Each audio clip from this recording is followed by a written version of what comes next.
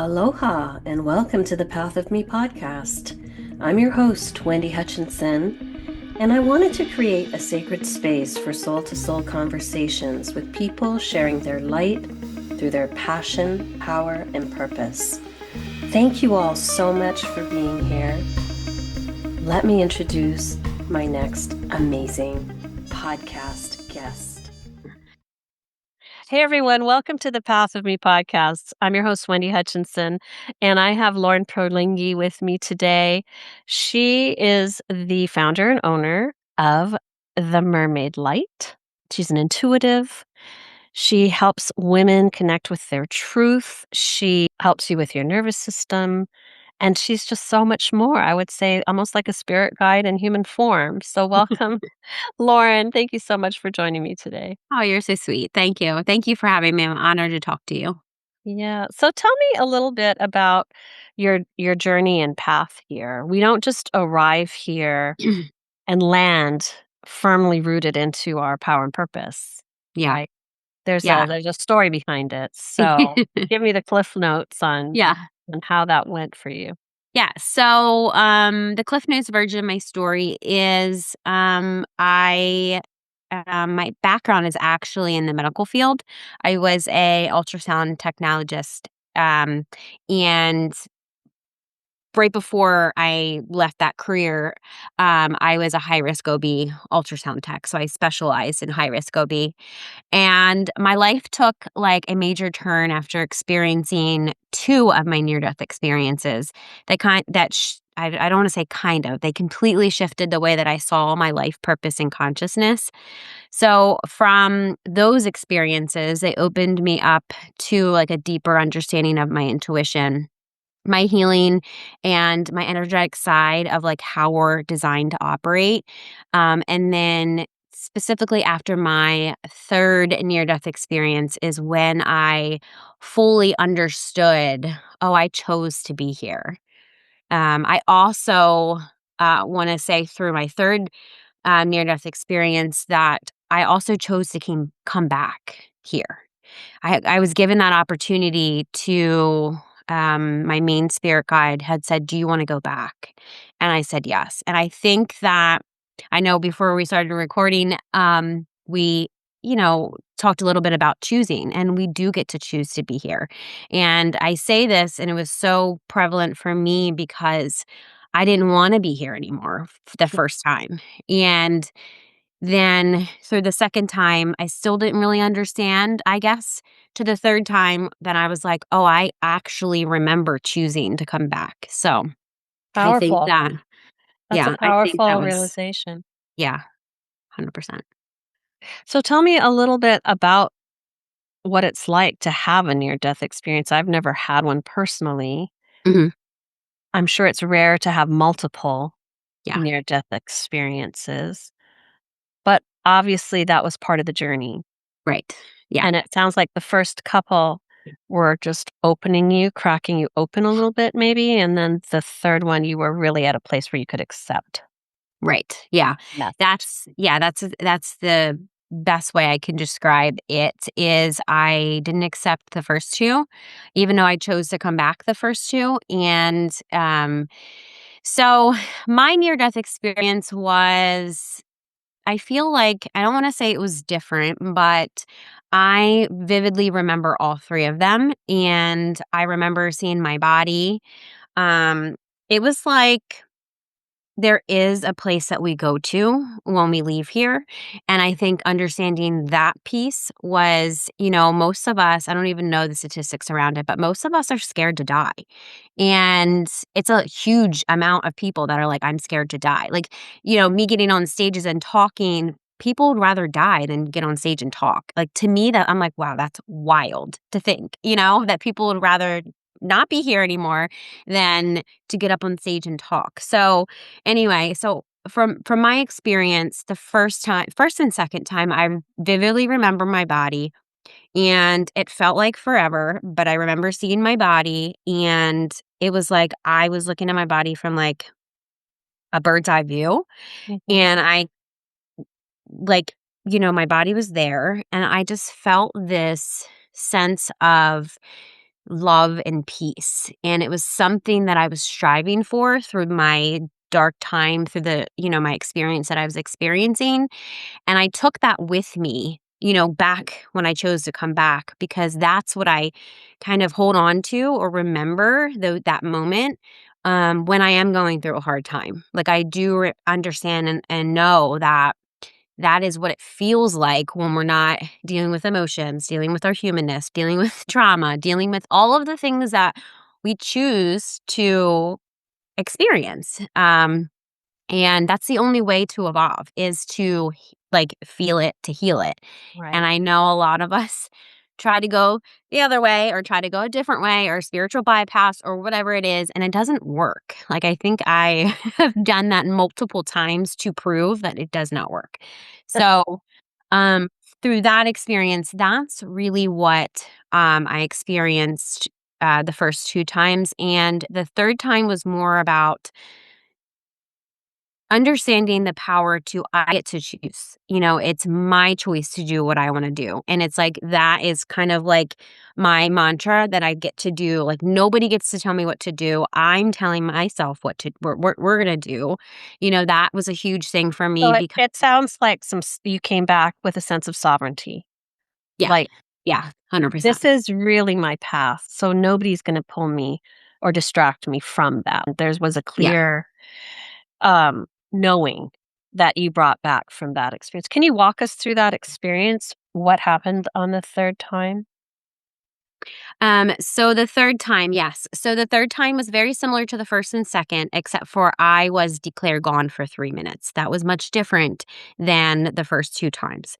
So in that 3 minutes felt like 20 hours, but it was only a very short 3 minutes that in those 3 minutes that I got to choose to come back. And it was like I seen my body and I also seen a light, and it was like the light was consuming me and I felt the love and the support. And then when I kind of came back into my body, I just remember opening my eyes and just feeling like a new person. Like I don't even know the words to put behind how I felt, but I just felt like a different person. Now this is coming from, somebody that they're looking at like, "Okay, what happened?" Obviously, my friend was there. I didn't get medical intervention. She just took me to the hospital. I didn't tell them what I should have told them because something in me was like, "Don't go down that route because then it's, hospitals, it's medication, it's this and that." And It's it's a like, whole I could psych see experience, not a physical experience, right. right? When you start Yeah. talking like that, Yeah. that's a different protocol probably. Right. And Yeah. So my friend is the one that found me, and she did call 911. They were on their way, and she just told them I think she fainted. I don't know what happened. Obviously, they did test. I made up a whole story. I'm not going to go into that story, but I made up a whole story so they don't. Oh, we gotta put her on a hold. All that stuff. So, Oh, I had to work through all of that, but yes, it was a. It, I look I had to get through a lot of shame and guilt too because of that, because at this time I was a single mom. I did have my daughter, and I was always scared to say this publicly because I don't want people to be like, "Oh my god, why would you do that and you have a child? Oh my god." All that judgment, and I it's just so feel easy like for people who aren't living your life right. to judge the choices that we make. Yeah. And it takes so much courage Yeah. to stand in your truth and integrity and know, Mhm. regardless of what everyone else thinks, that you're changed and you're going to make a difference here. The key takeaway, it sounds like, from this particular time was you literally, whatever magic they did over there, it's like you got it. Yeah. You got Yeah. clarity. I learned the lesson. I got it. It's like, I got Right. And they it. also, it sounds like, cleared a lot of density for you to raise your frequency. Like, Yeah. you can't touch the divine, I think, and come back and not be changed from Yeah. that in some way. Yeah, whatever happened, it definitely put me on the only thing I can probably describe it as, like, a new timeline or a new way. Maybe I was going down this path and then they put me on this path. And it's like I couldn't get over from this path to this path You needed myself. that little intervention to Yeah. kind of realign you. Yeah. Put me over onto the And right also, side. I really believe for those of us who are here as way showers, light workers, Mhm. there's a specific timeline Yeah. and timing that we need to get positioned into to really start to come forward and Right. do what we're here to do. And I will speak for myself. I was behind in my process. They had to fast track me so hard because I was so unconscious and so deep in my programs and Yeah. my own stories and my own unhealthy patterns. We all carry that, right? Right. Whether it's through ancestral trauma, our own trauma, within our human life or past lives that we bring. It's a tough Yeah. climb to get to where we need to be and be positioned on time. It's really Yeah. it really does require sometimes some radical intervention for us to like shake us and be like, "Hey, pay attention." Yeah. And you say radical intervention, and I also learned radical responsibility too, because I was not taking responsibility for what I have caused into every situation and every experience that I was also in. Right.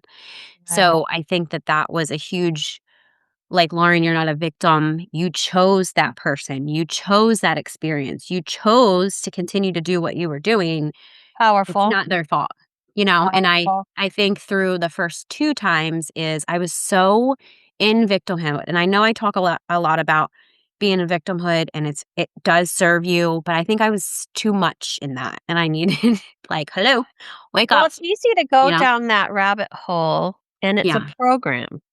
yeah, It's a program and tape that runs, and it's such a well-worn groove yeah, that it's familiar, so you just don't even consciously realize you're slipping into it. You're just in it. It's yeah, so comfortable. That's how you've always been. That's your yeah, mindset. It works for you, even though it doesn't work for you, but it right, feels like right, it does, feels yeah, like it's the right path forward. And for you to have that nexus point, what a gift, because look who you've become and who you are able to serve because of that yeah, conscious choice. We do make the conscious choice as we plan our lives out. right, And for some reason, Lauren, correct me if I'm wrong, but it sounds like such a good idea over there. Like, yeah, got this. I'm gonna add a little challenge in here. I'm actually gonna hook up with this kind of person and I'm gonna yeah, make these kinds of poor decisions that are really gonna add to my level of difficulty. It'll be fine. It'll be fine. yeah, But I could just see us all sitting at a conference table and them right, going, "Well, I don't know. You sure?" And you're like, "I got this. Yeah, yeah, add that in. Add that into yeah, the timeline," you know? yeah, Oh yeah, my gosh, we yeah, get that's in what the definitely heck. yeah, my meat spirit guide always reminds me of, like, that one simple thing. Re Remember what you're saying, remember what you're thinking, and you chose this, and I'm like, "But I think it's subconscious," or I don't know, like, I think or it's always, like, an excuse, or I'm like, "Okay, alright, I got it, alright," just going through, like, the motions, and, like, sometimes it's just something that I have to feel, and that's it, and then Well, it's like, wouldn't you say it's always something we need to feel for well, sure? We don't have to yeah, go down the rabbit hole, but we're always presented with that mirror and yeah, trigger, right? yeah, Always, yeah, always. And yeah, it's eternal, like, our growth is eternal. It's never like we just hit this mark and we coast. It's an infinite yeah, process. And yes, so, wow, it's been humbling for me, and I'm sure it's been humbling for you yes, to confront ourselves and have to really, people talk about forgiveness all the time. "Oh, you should forgive them. Oh, you should forgive." uh-huh, You know who you should forgive? Yourself. Because yeah, we are the hardest, harshest critics of ourselves, and that does yeah. not serve us at all. And did you notice an immediate change, or did you have to break a lot of programs to kind of position yourself to do this work that you're doing now? I think it was both. I think I had to still decondition a lot, but I didn't feel how I felt the moment in 2021 that I did, 2020, 2019, 2018. So it was like gradually getting better. Um, and I still kind of got myself into the deep, dark rabbit holes, but I could pull myself out. The thought was there, but the action wasn't. And that's how I knew that, you know, it's actually very humbling to say that, like, the will that I have to live now is so much more than like, my body was like, "We're not doing this again. No, we're not." Like, it Yes. will, like, literally protect me now to Yeah. not even something dramatic will happen, like, it just and I'll just allow it to happen because usually that's, again, the universe like, "Oh, God, what's Lauren," my spirit team or whatever is like, "Lauren, what are What you is a doing?" tool what did you learn in terms of how to process those types of intense situations? Like, what gave you the courage to sit in it instead of react to it? You Um obviously got a lot of self-awareness, but was there one thing that you always defaulted to, like, "Okay, okay," was it something you said to yourself or a tool that you used to kind of just sit in the fire of whatever was presenting? I think it was a lot of different things. As specifically, it was more of like that reminder of like, I have to feel this. And the quicker that I allowed myself to feel it, like doing somatic work or, just allow myself to feel it and like go in where I'm feeling it, which is where I birthed my 90-second method from because I used all the tools, but I felt like I needed to create something for myself and then maybe it could help others. Um, so I think it was more somatic of like, what am I saying? Obviously, I know I'm aware of the story. Where am I feeling in my body? And go and look at that feeling. Like if it's anger, if it's resentment, if it's whatever, sadness, if it's bitterness, whatever it is, and then just sit with that emotion and like try to understand, like be friends with my emotions versus understanding. Like I needed to understand why I was triggered, why I felt this way. And I think using that tool, I feel like trying to understand and not run away from my feelings You're right. before I suppress them. Curiosity is so powerful.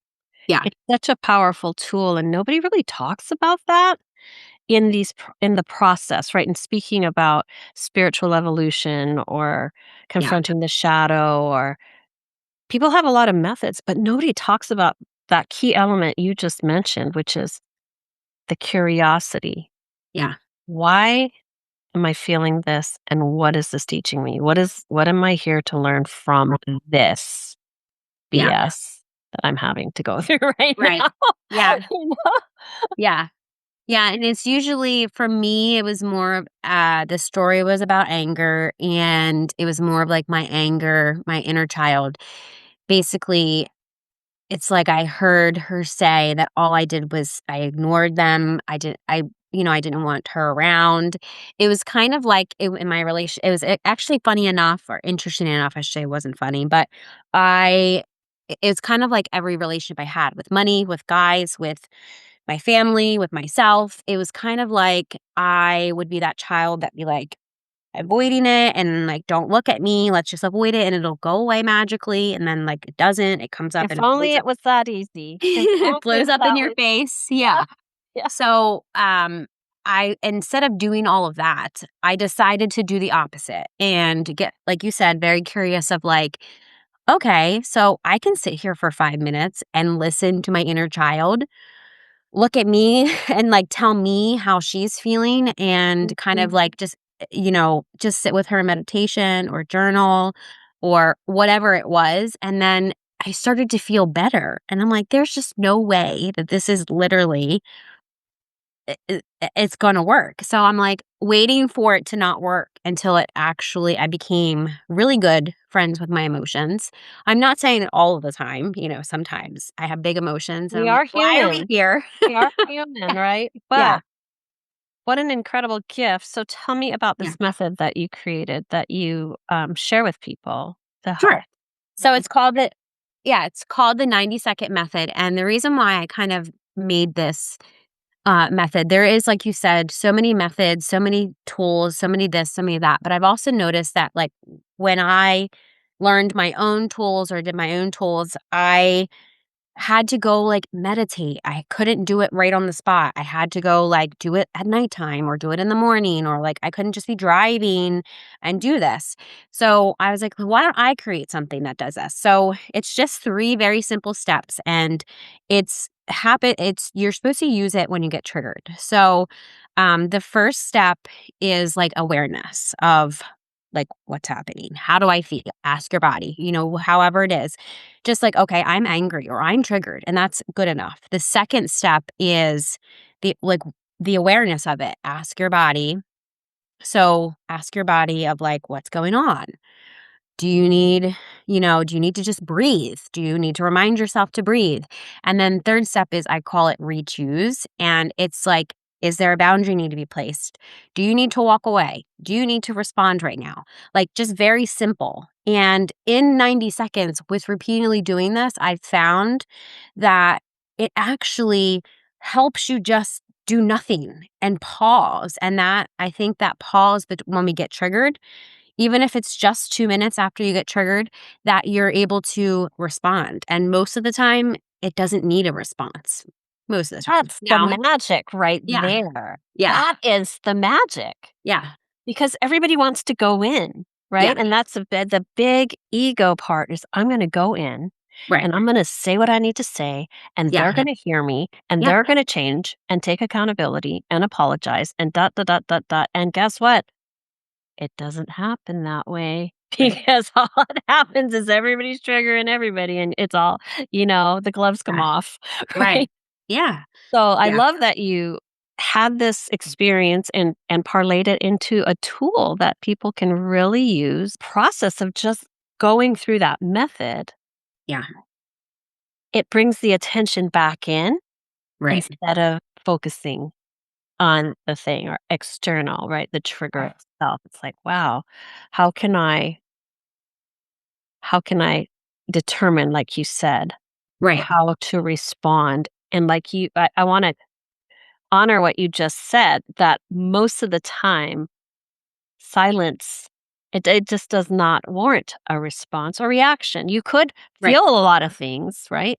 mhm, Is that what you're saying? You can still feel all the feelings, but you don't right, have to text or call or engage right. when you're Yeah, like doing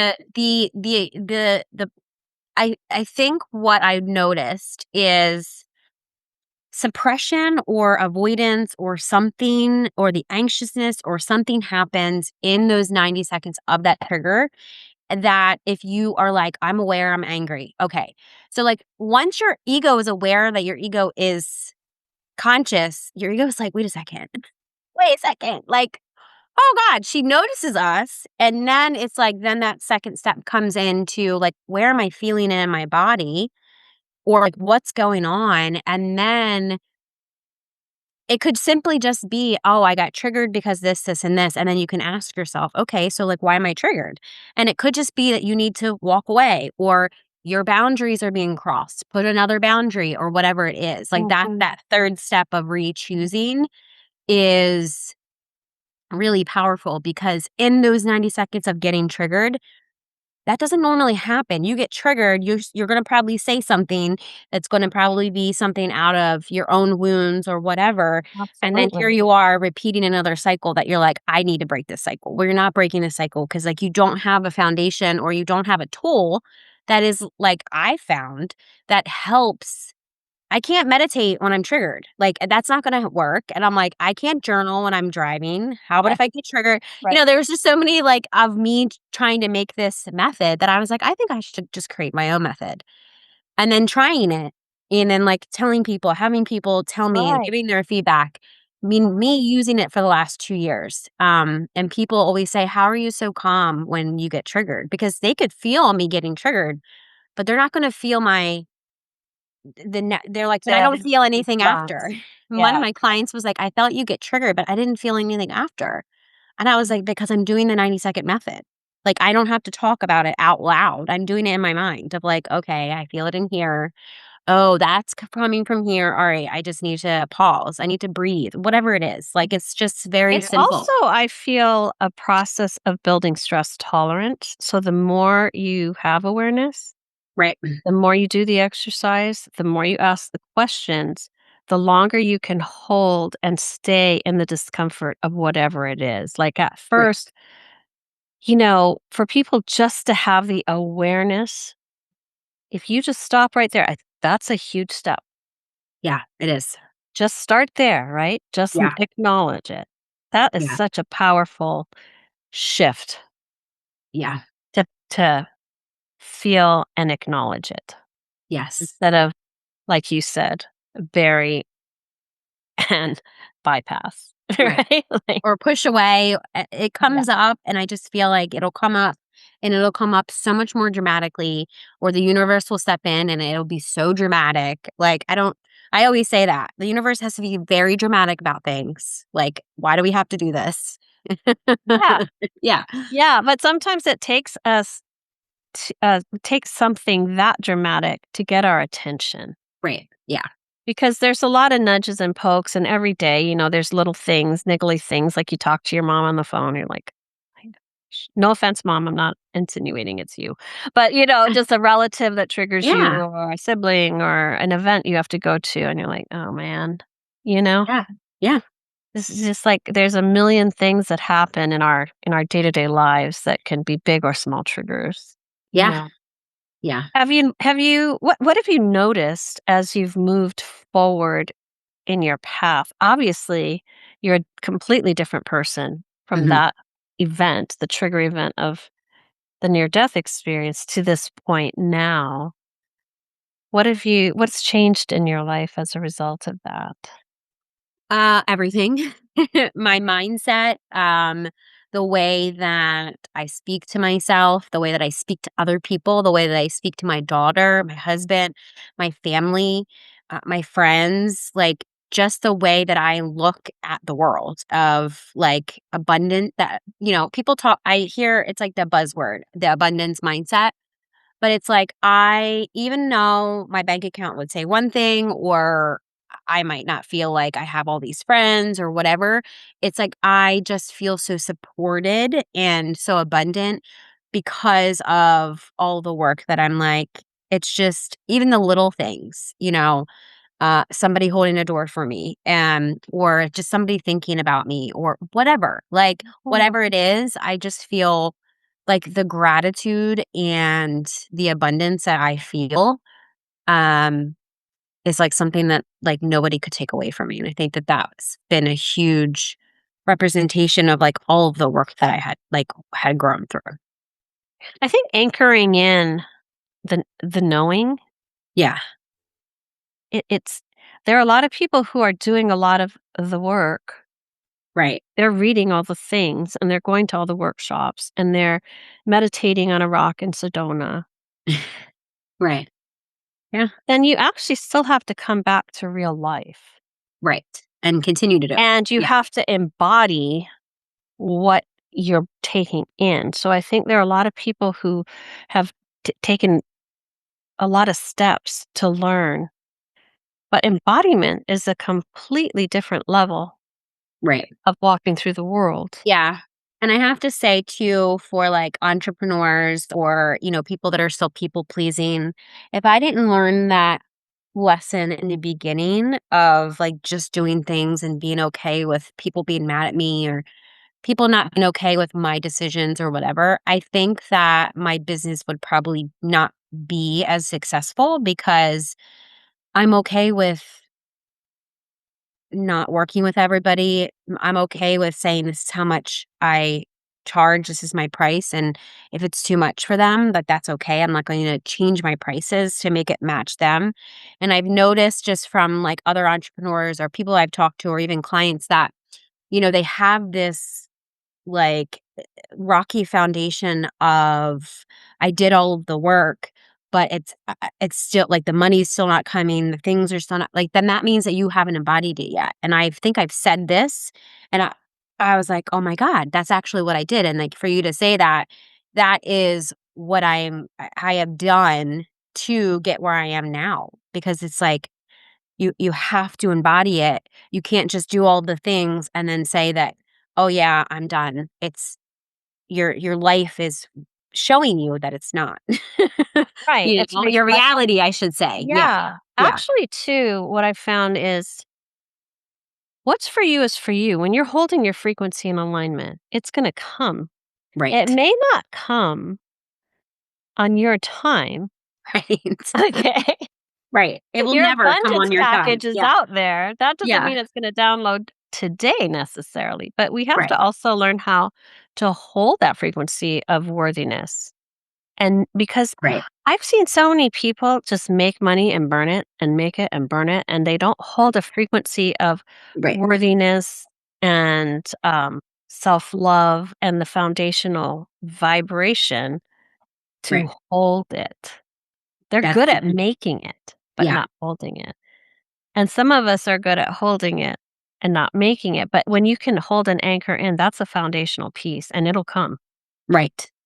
Yeah, that's a good point too, because I know that there is a client that I have right now that she's just going through this cycle and pattern and just learning, of being able to hold money. It's like as soon as she gets a lump sum of money, that will make her feel safe, but then she doesn't have it anymore because she has to, pay bills, live in the 3D, do all the things, right? Like has kids, all that stuff. And I kept saying to her, working on receiving and, action plan and this and that. And you have to put action behind this and this and this. And so she's so much better now, but now she's back in this place of lack. And I'm like, if you want to stop teeter tottering and just you have to work on feeling worthy or your worthiness not changing because of what is in your bank account. It should not matter because money, like I said before, earlier, I always looked at money as like, I don't really care. I had a lot, I've had none. It doesn't matter to me. And I think that that's helped me in my journey because I've never put myself as a price tag and my worth. I mean, I have other things that, like, maybe like how I spoke to myself or whatever. But somebody had told me a couple of years ago, they're like, Lauren, so if you have this guy and you really like him and he really likes you and you treat him like shit, is he going to keep coming back around? I'm like, well, yeah, maybe for a little bit, but then he'll stop coming. She goes, okay, so that's like money. You treat money like shit. Why should money is like a guy or like a friend or a family member or a partner or what your kids even? Why do they want to keep coming around you? And I'm like, oh my God, that makes sense. So Light it's like bulb now moment. I treat money of like, I'm grateful. I would like you to stay, but you don't have to stay. Like I and think it's like, so much of that is yeah, absolutely true. It's yeah, our relationship to abundance and money, and right, also, gosh, I just look at money as it's an exchange. So it's right, going out and it's coming in. It's a flow. It's a right, flow. It's yeah, not like a hard stop, like it goes out and there's a stop and it doesn't right, flow back. It's for right, me, it's all energy, right? right, right, So I want to support people, even if there's nothing in it for me. That energy is going to create a reciprocal flow right, back in a different way, whether it's a connection, right, whether it is physical abundance of money, whether it's an opportunity. right. I know that energetically, when we just look at everything as energy and we just start flowing like water, Yeah, then the path is clear because even if there's, say, you're flowing in a river and there's a rock or something, you just flow. Okay, around it. flow around it. Right. You just keep Yeah, flowing and you don't yeah, stop at the rock and go, oh my gosh, I got to stop. Now I'm not in the flow. And yet, right. it's like Yeah, we make it so much harder if you can get to that flow state. yeah, and stay there. Right. 100%. I just reminded my client this morning, she had sent me this, voice message, and I said, remember, what are you thinking about? Tell me what you're thinking about. Tell me what you're saying to yourself. And then I was like, remember, it's a new moon. So if you don't like what your life looks like right now, change it today, like right now, change it. Change And your mind. You yeah, can change your and mind. change and be careful about the words that come out of your mouth Mhm. because I'm telling you, they're powerful. Absolutely. Yeah. I have to Absolutely. remind myself about like, "Oh, I didn't mean to say that. Sorry." Yeah. Yeah, control alt delete that. Yeah, like, "We're gonna delete that, universe. I'm just kidding. I'm just kidding. I'm just It kidding." sounds like this growth and path has really led to a more, a richer experience just with relationships and friendships and your children and your partner and Yeah. life in general. How is that presented for you? Um, so, yeah, it's huge in relationships, and I just love talking about relationships, so thank you for asking me about that. So, um, just like you said, everything is energy, and I look at, you know, my past relationships, and obviously I chose the box of codependent relationships, and, through that, I said my drug of choice was always relationships, and I feel like I'm not no shade to, like, addiction or anything like that, but it all does the same thing to our bodies and minds, and through, my relationship with my husband now, we're both very self-aware, and I never put on to him, you know, "You this is your fault," "This is your problem," whatever. It's more of like, "I don't like this. I feel this way.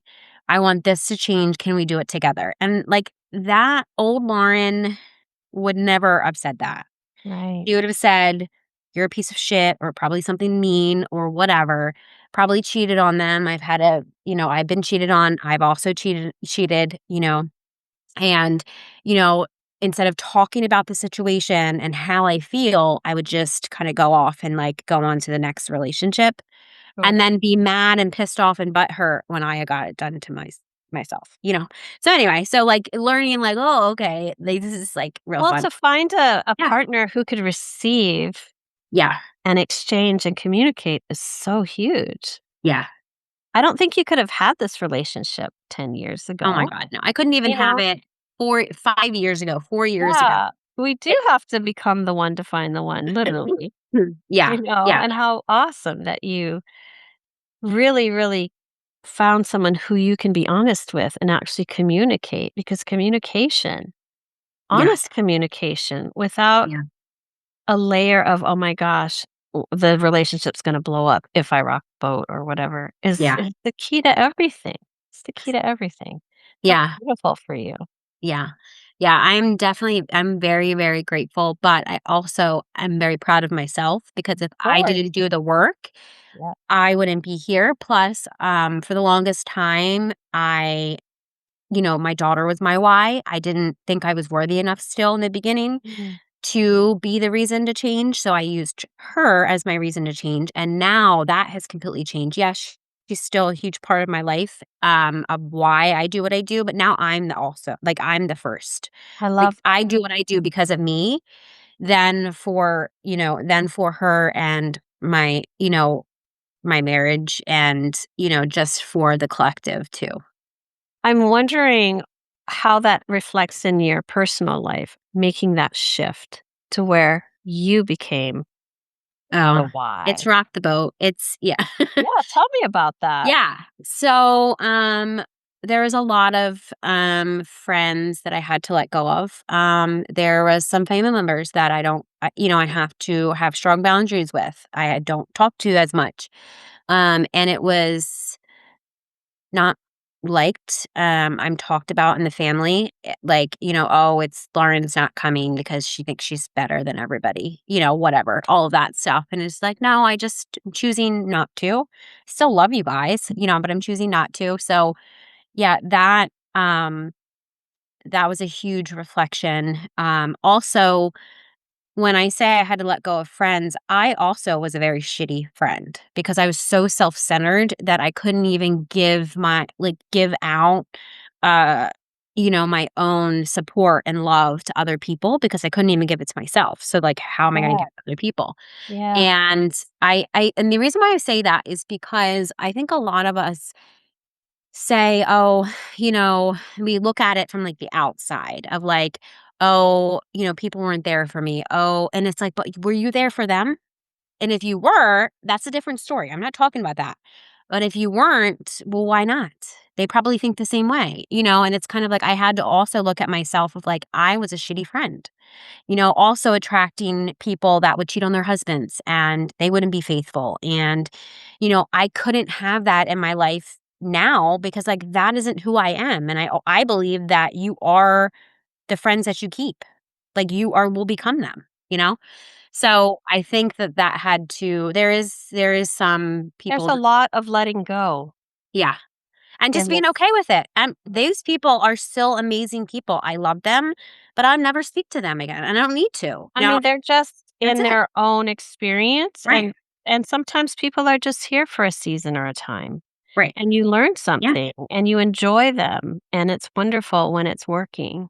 Yeah. And then sometimes we change, and they're not interested in changing, and that's okay. Right. But because we're moving the tracks are diverging, you can no longer straddle it. Like I've found Right. you can for a while. You can kind of dip your toe in and dip your toe out and dip your toe Right. in.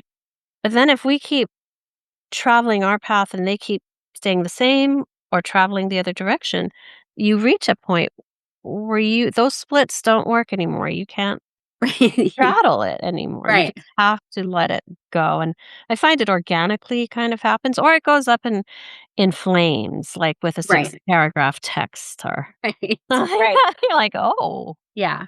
okay. I've also noticed That's too that so the clear." people that I let go of my life, they're changing their lives now and they're starting Mm, to come back around. really? How And beautiful for you. yeah.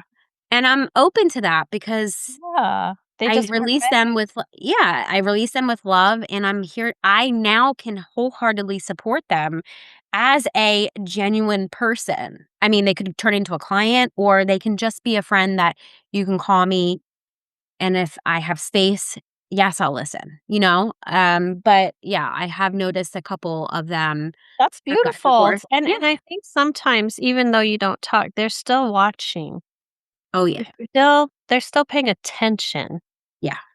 And then Yeah. I think sometimes I think, "Wow, maybe that's possible for me." Yeah. You Yeah. Yeah. But I don't know how to get there. Especially a divorce, because a lot of them are getting divorced, and they know I went down the healing path, and they know what I do. They still follow me on social media, all of that. Yeah. So, specifically, one has a lot of trauma, and I'm like, we know each other, since high school. So it's like it's a place that I'm like, if they feel comfortable and safe, which most people do, I like meet somebody for the first time and then they tell me all of their secrets. And I'm like, oh my gosh, what am I supposed to do with this? Like, You're in the safe. They have a beginning. feeling Yeah. of safety and security, Yeah. which is beautiful, and hopefully more of that will happen because it's Yeah. wonderful to reunite and be able to Yeah. extend a hand or hold Yeah. space for Yeah. their process because a lot of us didn't have that. We had to Right. do this on our own, Right. and it was Yeah. hard, so And that's my kind of like my give back to, the collective is, like you said, a lot of us had to do it on our own, which I know I had to. So, mm, Um, if I could be that person because it's lonely, it gets lonely, and if I could be that person to, like, so not make them feel lonely. not feel so lonely, Yeah. I think that's enough, so Yeah, absolutely. Gosh, our time went so quick. I know. I thank you so much for Thank you. Of sharing something so personal like course. your NDE and, there's just so much I feel like we could talk about Mhm. so much more, and you'll have to come back, Yeah. but Thank you for I having me. I really appreciate your wisdom and your time. I wanna honor the work you're doing to help others. Thank you. And if you have any do you have anything that you'd like to say before we sign off? Sure. I think the one thing that I wanna leave you like, all the listeners with is that if you don't know where to start, just start. Just start with one thing. Don't think of the future. Don't think of the past. Just think of like, what do you want to change in your life and just change one thing. If it's like, I want to be more healthy. Okay.